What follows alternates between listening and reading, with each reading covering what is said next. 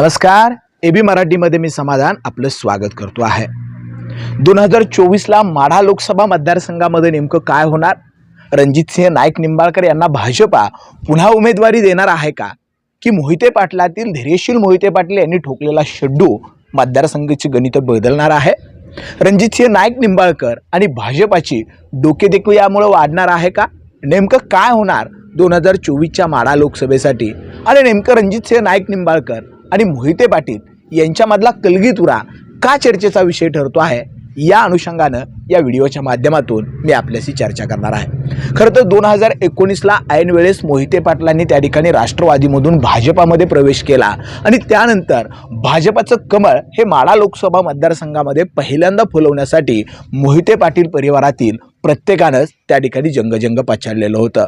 कारण राष्ट्रवादीचा बालेकिल्ला असणारा माढा मतदारसंघ, कारण 2009ला माढा मतदारसंघाची लोकसभेला नव्यानं त्या ठिकाणी पुनर्रचना झालेली होती आणि सोलापूर जिल्ह्यामध्ये असणारा करमाळा, माढा, माळशिरस, त्याचबरोबर मान, खटाव आणि फलटण तालुक्याचा काही भाग असा हा माढा लोकसभेचा मतदारसंघ. मात्र 2009ला शरद पवारांनी माढ्याचं लोकसभेला प्रतिनिधित्व केलं.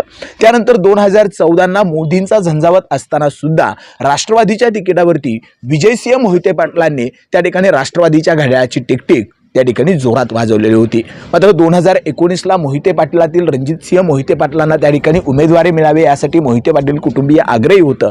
ती उमेदवारी त्या ठिकाणी राष्ट्रवादीकडून त्या ठिकाणी मिळणार आहे आणि राष्ट्रवादीमध्ये मोहिते पाटलांची होत असणारी कोंडी लक्षात घेत त्या ठिकाणी मोहिते पाटलांनी भाजपामध्ये प्रवेश केला आणि त्यावेळेस काँग्रेसमधून भाजपमध्ये आलेले रणजितसिंह नाईक निंबाळकर यांना विजयी करण्यासाठी मोहिते पाटलांनी ती लढाई प्रतिष्ठेची केलेली होती. त्यावेळेस एका सभेमधून त्या ठिकाणी माळशिरस तालुक्यामधून 1 लाखाचं लीड आपण त्या ठिकाणी देऊ असं त्या ठिकाणी जाहीरपणानं सांगितलेलं होतं. आणि 2019चा ज्यावेळेस आपण निकाल पाहतो त्यावेळेस माळशिरस तालुक्यामधून फक्त रणजितसिंह नाईक निंबाळकरांना 1,06,000 मतांचं मताधिक्य दिलेलं होतं आणि शिंदे बंधूमधील संजय शिंदे हे राष्ट्रवादीकडून लढत होते. त्यांचा 85,000 मतांनी रणजितसिंह नाईक निंबाळकरांनी पराभव केला. पहिल्यांदा माढा लोकसभा मतदारसंघामध्ये भाजपाचं कमळ फुललं. त्यानंतर 1-2 वर्ष त्या ठिकाणी मोहिते पाटील आणि रणजितसिंह नाईक निंबाळकर यांच्यातील संबंध सलोख्याचे होते. मात्र गेल्या काही वर्षामध्ये पाठीमागच्या मोहिते पाटील आणि रणजितसिंह नाईक निंबाळकर यांच्यामध्ये या ना त्या कारणाने कायम कलगीतुरा रंगल्याला आपल्याला दिसून येतो आहे. आणि हीच खऱ्या अर्थानं रणजितसिंह नाईक निंबाळकर आणि भाजपासाठी डोकेदुखीची बाब असणार आहे. आणि मोहिते पाटलांनी फक्त निवडणूक लढवणार इथपर्यंतच न थांबता मोहिते पाटील घराण्यातील उत्तम संघटक असणारे आणि 2019ची निवडणूक असेल किंवा इतर निवडणुका असतील यामध्ये मोहिते पाटलांच्यामध्ये निवडणुकातला किंगमेकर म्हणून ज्यांच्याकडे पाहिलं जातं ते धैर्यशील मोहिते पाटील यांनी निवडणुकीच्या आखाड्यात शेड्डू ठोकला आहे. आपण निवडणूक लढवणार असल्याचं जाहीर केलं आहे. कार्यकर्त्यांना कामाला लागण्याचं जाहीर केलेलं आहे. त्यांची जी सोशल मीडियाचं संघटन आहे, त्यांची जी लोकसभा मतदारसंघातील प्रत्येक गावामध्ये असणारे जे कार्यकर्ते आहेत त्यांना त्या दृष्टीनं कार्यरत राहण्याच्या सूचना ह्या मोहिते पाटलांच्या शिवरत्नवरून आलेल्या आहेत. मात्र हीच डोकेदुखी रणजितसिंह निंबाळकरांच्यासाठी त्या ठिकाणी ठरणार आहे. कारण लोकसभेला त्या ठिकाणी मोहिते पाटलांच्या त्या ठिकाणी उमेदवारी आली तर रणजितसिंह निंबाळकरांची उमेदवारी ही भाजपाला पर्यायानं थांबवावी लागणार आहे.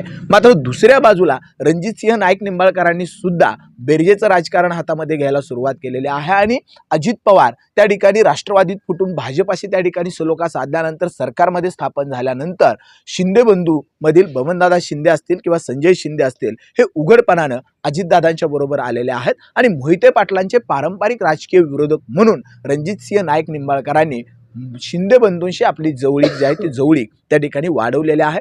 मतदारसंघामध्ये अनेक कार्यक्रमांना त्या ठिकाणी शिंदे बंधूमधील त्या ठिकाणी बबनदादा शिंदे असतील किंवा आमदार संजय शिंदे असतील, शिंदे परिवार हा त्या ठिकाणी रणजितसिंह नाईक निंबाळच्या अनेक कार्यक्रमांना सुद्धा उपस्थित असल्याचं आपल्याला पाहायला मिळालेलं आहे. आणि त्यामुळेच भाजपाच्यासाठी ही डोकेदुखीची गोष्ट ठरणार आहे. मोहिते पाटलांना डावलणं हेही तितकंसं त्या ठिकाणी भाजपाला सहज शक्य होणार नाही. कारण मोहिते पाटलांची माढा लोकसभा मतदारसंघातील जे विधानसभा मतदारसंघ आहेत त्या प्रत्येक मतदारसंघामध्ये तालुक्यामध्ये त्यांचा गट आहे, त्यांची स्वतंत्र ताकद आहे. माळशिरस तालुक्यामधून सुद्धा त्या ठिकाणी मोठं मताधिक्य त्यांनी लोकसभेला दिलेलं होतं आणि सरतेशेवटी मोहिते पाटील परिवारातील विजयसिंह मोहिते पाटील या नावाभोवती असणारं जे वलय आहे, मोठे दादा म्हणून माळशिरस तालुका विजयदादा शेवटच्या क्षणाला जरी त्या ठिकाणी बाहेर आले तरी सुद्धा विजयसिंह मोहिते पाटलांच्या नावाला असणारं वेगळं वलय, वेगळं वजन ही मोहिते पाटलांच्यासाठी अतिशय जमेची बाजू आहे आणि त्यामुळं भाजपला या गोष्टींचा त्या ठिकाणी विचार आहे तो करावा लागणार आहे।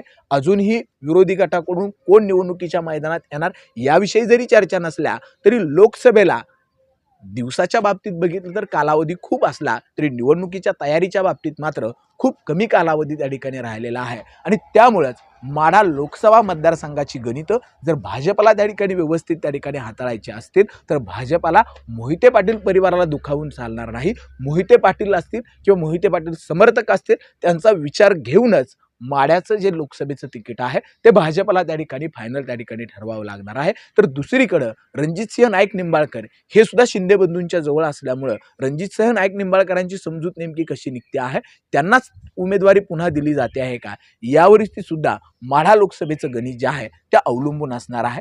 मात्र 2019ला ज्या मोहिते पाटलांनी माढ्यामध्ये भाजपाचं कमळ फुलवण्यासाठी त्या ठिकाणी जीवाचं रान केलेलं होतं आणि माढ्यामध्ये भाजपाचं कमळ फुललेलं होतं, त्याच मोहिते पाटलांच्या घराण्यातील धैर्यशील मोहिते पाटलांनी लोकसभा लढवण्याचा शेड्यू ठोकला आणि भाजपला त्यावरती मात्र विचार करावा लागणार आहे। कारण जो शंकर सहकारी साखर कारखान्याचा नामविस्ताराचा कार्यक्रम झाला त्यामध्ये सुद्धा मोहिते पाटलांनी त्याच दृष्टिकोनातून बेरजेचं गणित आखत माढा लोकसभा मतदारसंघातील अनेक नेते मंडळी असतील, आमदार असतील किंवा जिल्हा परिषद पंचायत समिती गटामध्ये काम करणारे कार्य असतील त्या सगळ्यांना निमंत्रण पत्रिकेमध्ये बोलवलेलं होतं।